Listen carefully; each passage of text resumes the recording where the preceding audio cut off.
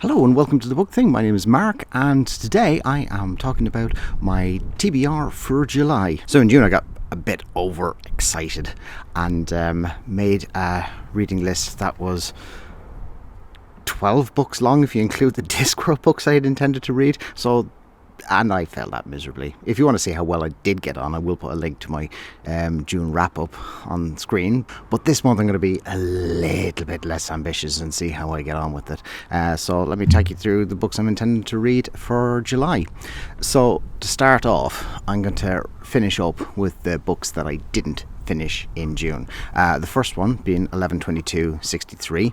That is the Stephen King time travel novel about the character who is attempting to prevent the assassination of John F. Kennedy after finding a portal that goes back into the past. I'm about 3/4 of the way through that one, so I'm pretty confident I'm going to finish that one this time. The next one I didn't finish last month was The Secret History by Donna Tartt. Not quite so far into that one. I've gotten about maybe 10% into it. The story is about a young man who attends this university in New England, and after joining a course with a very discerning professor who only allows a small number of cohorts onto this course and then keeps them very, very insular with very few other teachers allowed, and he becomes their counsellor and full-time tutor and everything. But it's about the relationship between this student and his classmates, and it's told in this flashback. At the beginning of the book, what we know is that one of the classmates had died, and the others had covered it up. So whether it was an accident or a murder, we don't know. But I'll see how I get on with that one. So I haven't gotten over my trauma of finishing up the Three Body Problem and the Farseer trilogies.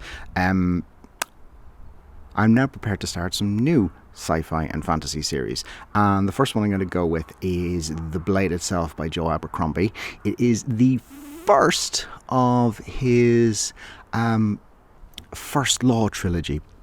And I don't know very much about it, other than the fact that it's supposed to be very character-driven, and if you like sort of dark character-driven fantasies, anyone who has read it seems to love it. So I'm excited about that one. The next series I was planning on starting is Annihilation, the first of the Southern Reach trilogy by Jeff Vandermeer. This was made into a film a few years ago by Alex Garland, and I saw it and I really enjoyed it at the time, but it was quite a few years ago since I've seen it, so I don't really remember it that well. But what I remember is that there is this part of the US that has been cordoned off as something has happened to the environment there, which is slightly alien, otherworldly. And what has happened is multiple expeditions have gone, and most seem to have ended in tragedy. So Annihilation follows the fate of a 4-woman expedition. And that's really all I remember from the film, and that's really all I know about the book, so I'm looking forward to seeing what that one's like. Having only read one Discworld book last month, I need to do a wee bit of catching up, so I'm hoping to read at least 3 this month. I've already started Soul Music, and then the other 2 I'm going to go with are the next ones along, which are Interesting Times and Masquerade. Interesting Times being another Rincewind book, and Masquerade being another Witches book. So it's continuing on the sub-series in the Discworld series. If you'd like to see what I'm doing with the Discworld series, I'm rereading the entire thing in chronological order, so I'll put a link on the screen to the playlist, and please have a look at those. And from an ambition point of view, I think I'm just going to leave it at that. I've got one more reserve, which I'm not going to give myself any pressure to get to, but if I get time, I'm going to read Sun Also Rises by Ernest Hemingway.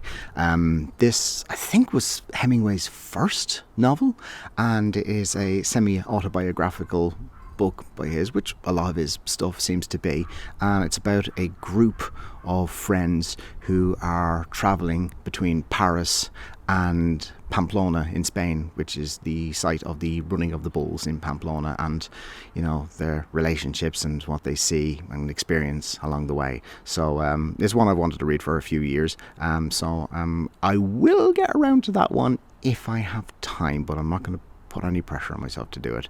So the next video that should be coming out is going to be one of my Discworld videos, but after that I'm going to do a top 10 of the 10 best books that I have read so far in 2024. So I hope you'll stick around for that one.